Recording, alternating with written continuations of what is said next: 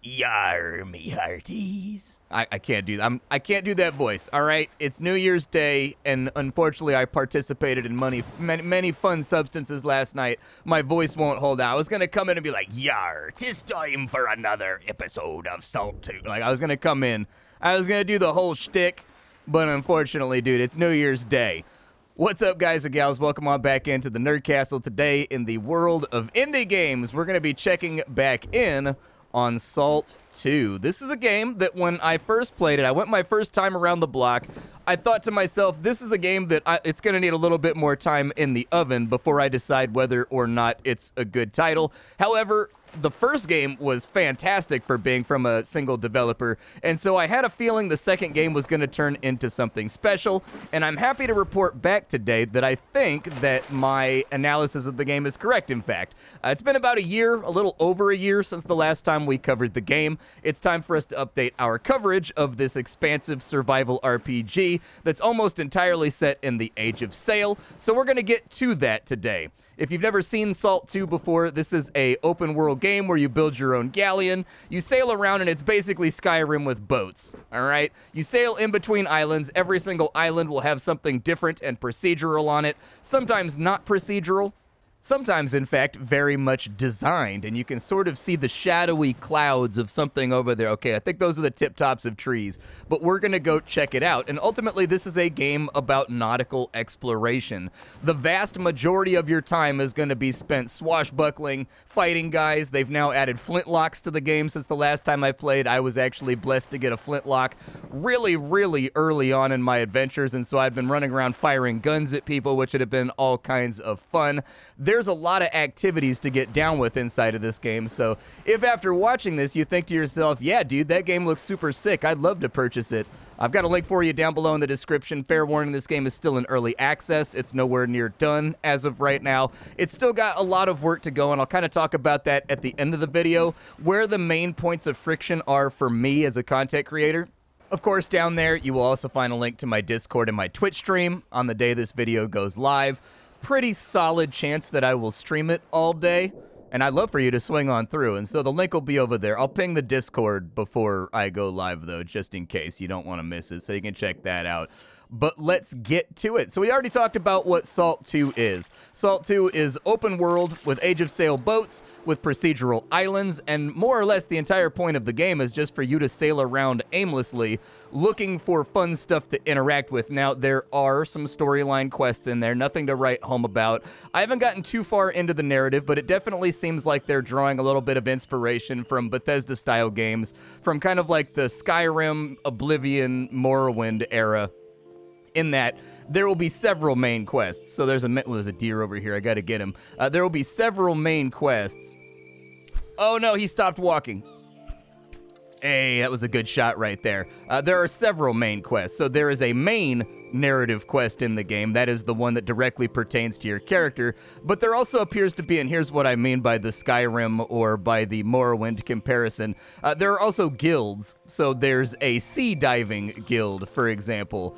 The Sea Divers Guild is exactly what it sounds like. They are a bunch of divers that go down into caves that are large, sort of hand-designed areas that are full of puzzles. You solve all of those little block puzzles, and you solve all those lever puzzles, and oh my god, I'm blind! All those sorts of things, and then you get a treasure at the end. And of course, their quests usually have to do with recovering some kind of ancient relic from deep down in the bottom of the sea. You've also got the Marauders Guild, which is effectively bounty hunters. Their entire function inside the course of the game is to hunt down wanted criminals and pirates. There also appear to be a couple gangs that you can join that are more piratically influenced. Unfortunately, taking a look at our boats right now, there is no nautical combat in this game, which is the part that's a little bit vexing because it's such an obvious addition to the game that would make it be the slumbering sepulcher. Okay. Never been inside this place before. But yeah, that's the thing that's really strange to me, is that there's no addition of anything like, you know, you can't fire the 8-pounders in a broadside at someone else that's coming alongside you, and things of that nature. I do think that a functional combat system akin to something like they had, something arcadey, I think would work really well here, because this is not a game that's kind of like planting its hat on realism. I think it would benefit from something like Assassin's Creed 4. Just an arcadey type broadside system where you can build cannons on your boat and various cannon spots that have different affinities, things of that nature. And then also, I think having other boats about on the sea, one of my big complaints about this game so far is that I played it all weekend and I enjoyed the hell out of it. I actually really liked it. I played it non-stop. The only reason I stopped playing this game over the weekend is because I had other obligations that I had to take care of with other games that I needed to get like 4 or 5 hours into, but I wanted to keep playing. I sat down at 10 in the morning on this game, and by like 6 p.m., I was still playing. And I hadn't really done any of my weekend chores or any of the things that I was supposed to be doing. You know, I had to be like, oh, and I had to go hurry and do it. That's a really good sign. That means that your game is built on some pretty considerable promise. What is this? Ow. Oh, God. Okay. All right. Apparently it's Captain Walker. I'm under attack. All right. Strike back, strike back. We'll get the parry right there. Get him one more time.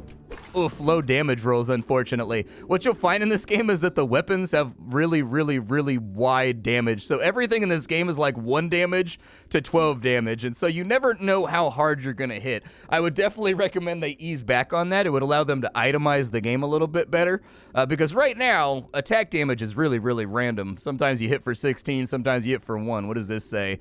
There's a scroll laid out before a large statue of a pirate, and there is an inscription on the parchment. The statue stands in honor of Captain Rattlebones. He led the Driftwood Corsairs to many victories across the high seas and was particularly known for his skills with a blade. Was that him right there?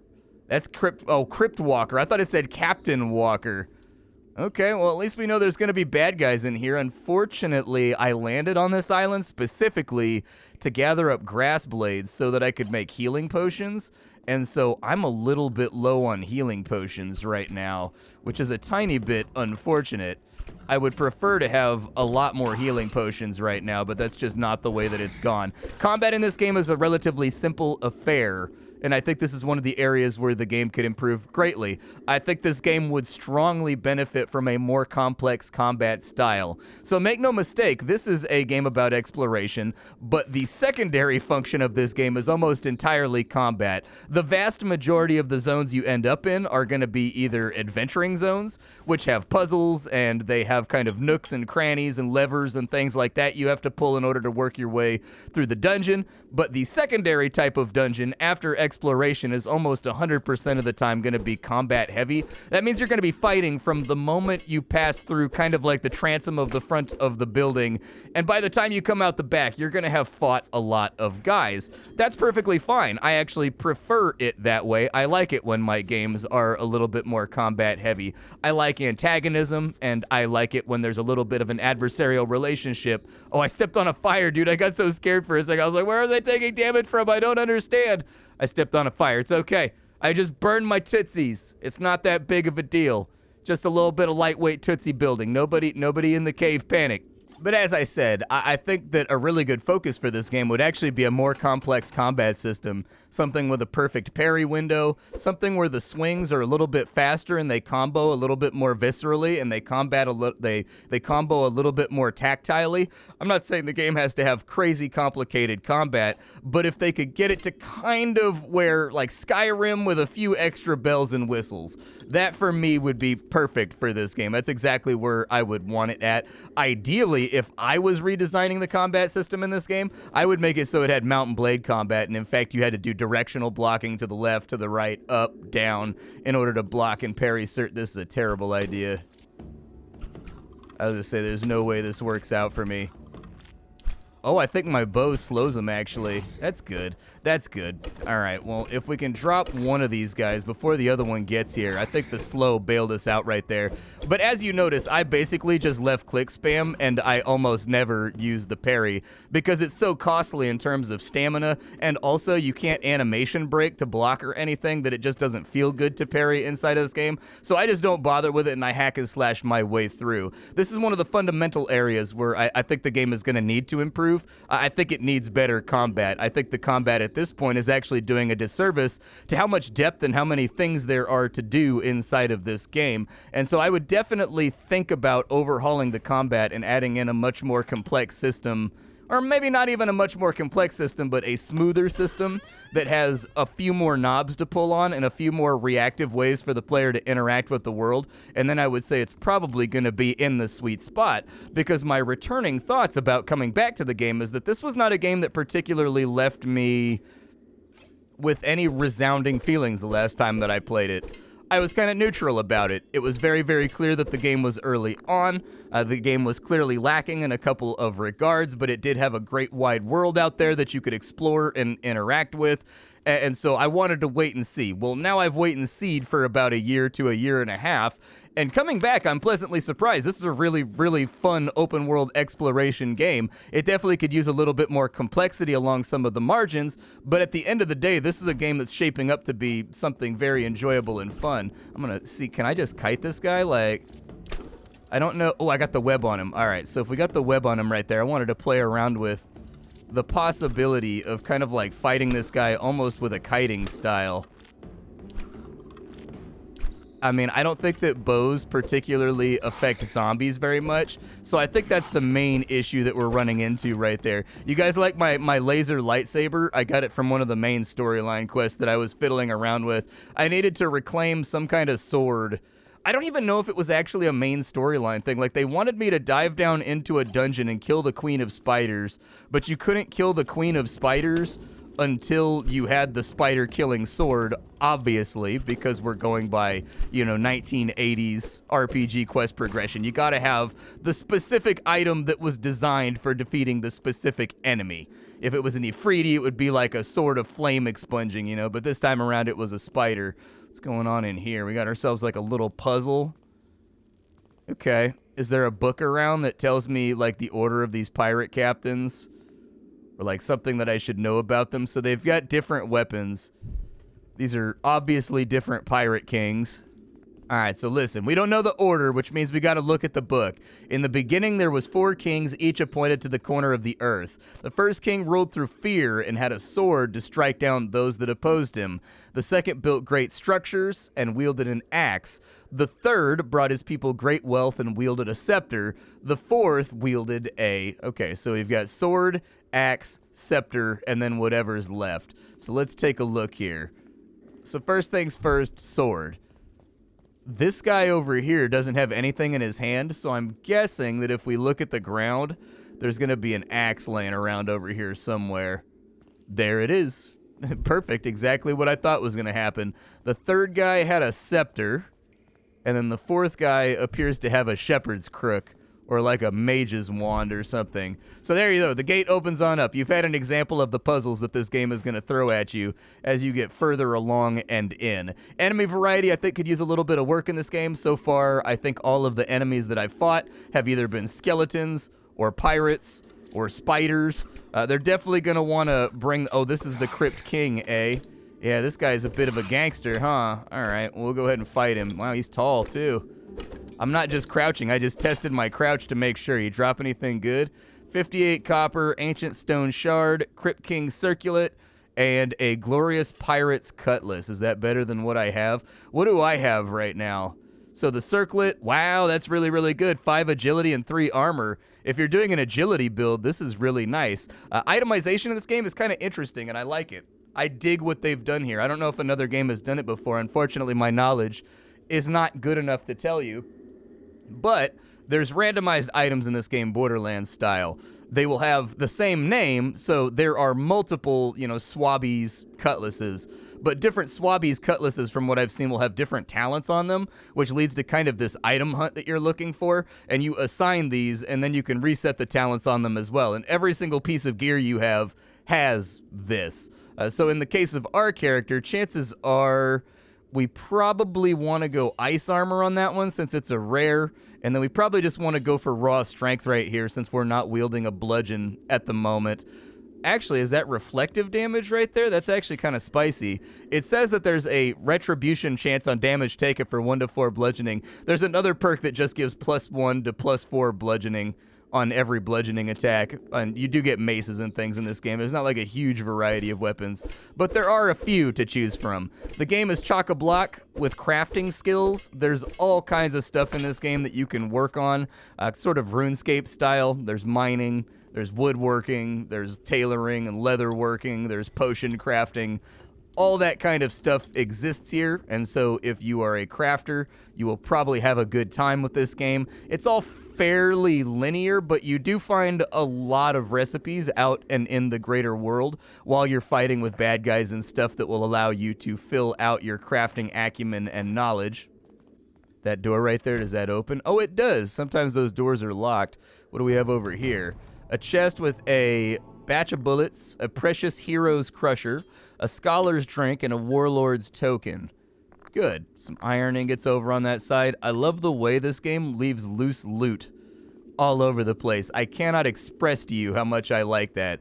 So many games do not do that, and it's such a missed opportunity. Legitimately. Like, in your RPG, there should be loose plants and loose coins and loose objects laying around that the player can look for and that they can collect and grab for crafting and for making money and for other reasons. When games have items only specifically confined to containers, I get why they do it in a programming sense, because it's just kind of easier to do it that way. But I do think that a game loses something when it doesn't have that. I think we're about done here in this dungeon. Normally you get those warlords tokens as proof that you completed a dungeon, and there are various things throughout the game that you can find that those warlords tokens can be used for. Yeah, I guess I'll open that up with a lockpick. I don't know. Oh, he saw me. We didn't get the slow either. Hold on, let me jump down to here. I'm gonna get the slow, dude. I'm gonna get the slow on you. Give me that retaliation. Where's my retaliation at? I want my spikes damage. A human bone, eh? I'm regenerating like crazy in combat, which is really fantastic. You love to see that. That'll make life easier. Looks like we got another chest over here with some arrows, bullets, some various gemstones. Wow, there's some goodies in here. A whole bunch of cooking reagents, some gold ingots, dude. Some plant fibers right there. The best part is we've still got to explore this island even further because I'm not done here yet. And they've got a workbench in the back. Don't know. Oh my god, we're getting so much plant fibers out of those bags. That's good. I was worried that because we were adventuring inside of here, we weren't going to get any of the stuff that I originally came to the island for. Dungeons in this game almost universally have a loot back, which is very good design. You can see that one right there. And that took us right back to the beginning of the dungeon. This right here should be a bog standard feature of all RPGs nowadays. But let's go back outside and see what trouble we can get ourselves into. It's a beautiful day on the island, and generally what I'm looking for here is going to be yellow flowers and plant mass. I'm going to look around. There's no guarantee, so it looks like this is an undead island, so there's lots of zombies around too. If I could pick up, I would actually really like to pick up a couple of boar hides while I'm here too. Hey, we got him. Looped it over the hillside. Normally, I'm not that lucky with my shots. Oof. Undead pirate soaked both those hits and didn't care. I could break out a gun, but like, if you want to see the gun actually, since that's one of the new features of the game that would be enticing people to come back, I will show you the gun. There's the gun right there. And there you go. That's how the gun works. That's it. That's the entirety of the gun. And obviously it's very satisfying. I was playing around with that bow because it was an upgrade from what I had. But it looks like you do have to lead these guys if you want to hit them. Like, the bullet does have travel time. And so you're going to have to get used to that. As a bear over there? Is the bear scary? I mean, it does say he is a giant grizzly. Oh, he doesn't hit that hard. He's not that scary. I can take him. Probably have to use a health potion, but hey, I'll take the goodies. We got a bear claw over here, a half-eaten adventurer's pack. Might be some kind of quest prompt or something in there. Difficult to say until we've actually taken a cold, hard look at. How was that a miss? Okay, fair enough. I'm just going to wound all the wildlife around here for my crafting and my trade skilling, because that's how I like to live my life. That's how I believe in getting this all done. It looks like on this side we've got some kind of door. The crystal key is required. I don't think I have a crystal key. I could take a look, though, and see what it's going to take to get a crystal key. You will find these weird little prompts around all over the map that you will want to interact with. We'll probably want to mark this place with an island like so. A big part of this game is cartography. If you're wondering how much I've accomplished in the last 17 hours of playing the game, this is what I've accomplished. This is my stomping grounds here. I've interacted with a number of islands that have all had quest chains and things on them. I've marked some of them with X's if I've already done everything on that island and found all the treasures. These right here are ports of call where you can get quests that are procedurally generated and also drop off loot with various vendors. I forget what's right here. I think that's one of the main, so there's like the Krusty Clam or something like that. It is one of the main settings for the main storyline. I think that's it over there with the fire. And so I always have to go back over there to continue my quest to find out what's going on with some cult that's taking over the islands and wiping out villages and murdering people and sacrificing them to dark gods and whatnot. I need my copper pickaxe back, unfortunately. That pistol is actually pretty good. It's not bad. I'd say maybe add dexterity on it. Hit chance scales with dexterity. Yeah, I like it. I dig it. Unfortunately, I don't have enough hot slots to do all the things I want to do. I kind of wish they had a UI in this game that was not like, it's kind of like console focused from what I can tell. But anyways, I would love to have like 10 buttons right here where I could put stuff on and then just use middle scroll wheel to go in between all of them. Because right now, I feel like with where I'm at, I'm constantly swapping things out inside my inventory. You do have a radial menu. That's the thing that leads me to believe that this game is kind of like either on consoles or prepping for a console release. Anytime I see a radio menu, my eyebrow goes up on PC. And so I would just prefer to have a typical hotbar like every other, key tabbing game, but whatever. It looks to me like, in fact, we have maybe 2 caves on this island, 3 caves, if you count 3 caves, if you count that one right there that's locked. So this is actually a really fortuitous island that we landed on. There do seem to be a wide variety of points of interest and things that you can run into on the islands.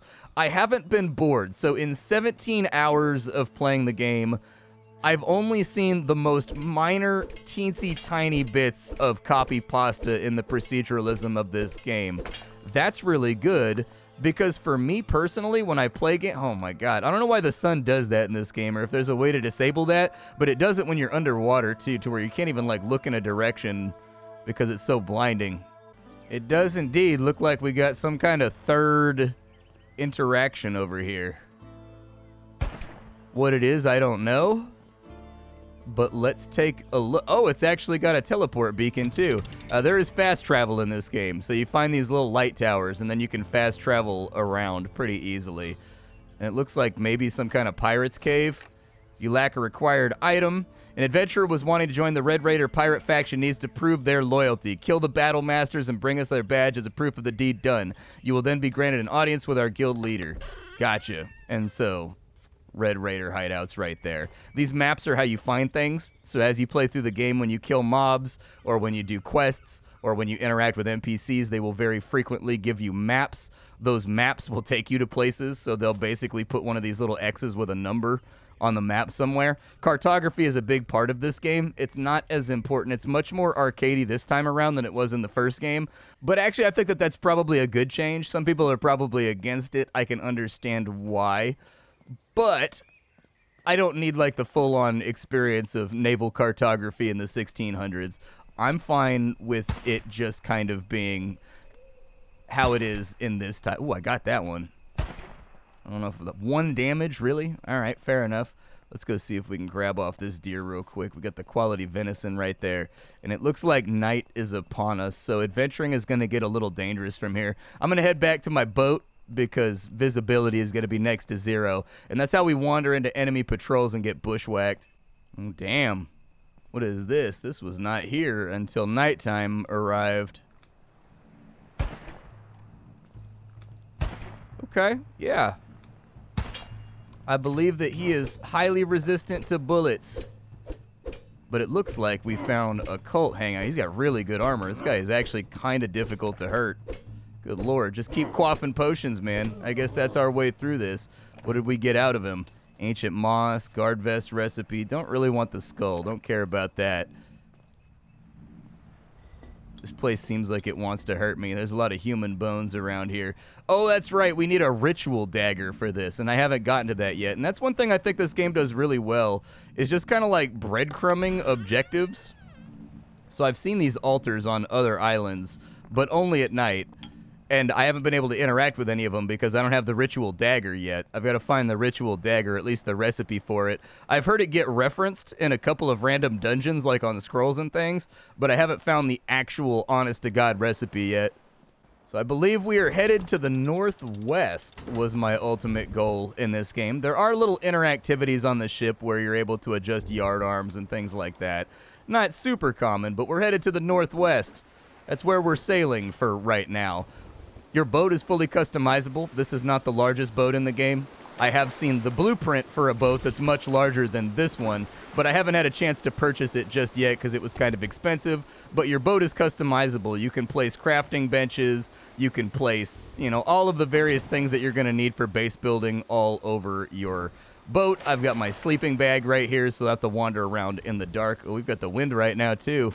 We're moving at a big solid clip right now. I was going to say, it feels like we're kind of moving fast right now. Faster than I'm used to. What is that? Faster than I'm used to moving. I think we're going to have to cut through the rocks over here, at least if we want to maintain our heading. There is a little bit of navigation involved, so you have to use the sextant.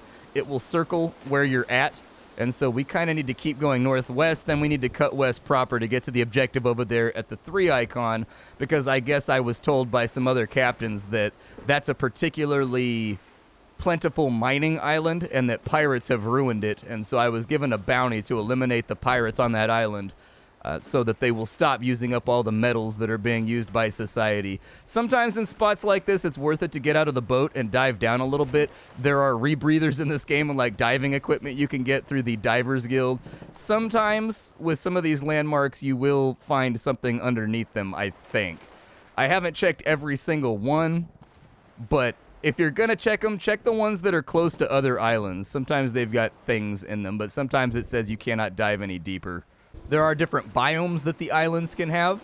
I definitely think they're going to need to keep stepping that up, though. With a game like this that leans so heavily on proceduralism, your proceduralism is going to have a lot of depth to it, like a Caves of Cud level of depth, in order for that to hold long-term and thus spawn procedural storylines that players remember about the game and associate with kind of like happy feelings. I think this is our guy right here.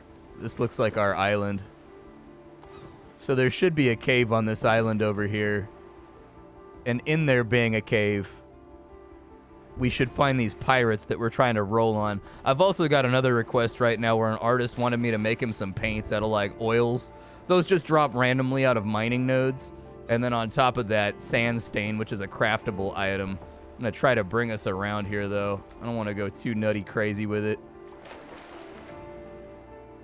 Kind of like pop the brakes right there so we've got a little bit of room to come about. And then I guess I'll swim ashore. There's no dinghy or anything that you can play around with. Some of the visual sights in this game can be quite gorgeous, though.